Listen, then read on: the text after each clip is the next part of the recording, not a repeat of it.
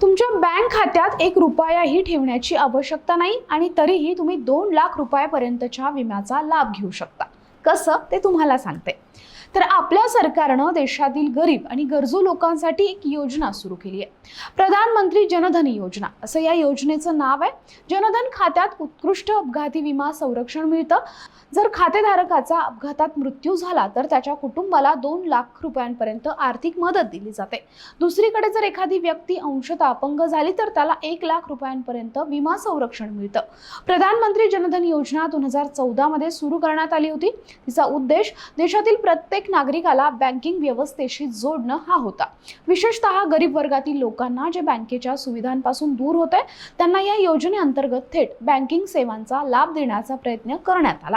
प्रधानमंत्री जनधन योजना म्हणजे ही एक अशी योजना आहे ज्या अंतर्गत कोणत्याही नागरिक पैसे न देता आपले बँक खाते उघडू शकतो। या खात्याला जनधन खाते म्हणतात आणि त्यातील सर्वात खास गोष्ट म्हणजे त्यात किमान शिल्लक ठेवण्याची आवश्यकता नाही।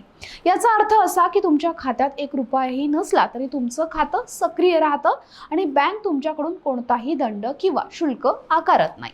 त्यामुळे ही योजना विशेषतः गरीब आणि कमी उत्पन्न गटासाठी वरदान ठरते। या खात्यात अपघाती विम्याचे उत्कृष्ट कव्हर येतं। जर खातेधारकाचा अपघातात मृत्यू झाला तर त्याच्या कुटुंबाला 2 लाख रुपयापर्यंतची मदत रक्कम दिली जाते। दुसरीकडे जर एखादी व्यक्ती अंशतः अपंग झाली तर त्याला 1 लाख रुपयापर्यंतचं विमा संरक्षण मिळतं। या योजनेबद्दल तुम्हाला माहिती होती का? कमेंट करून नक्की सांगा।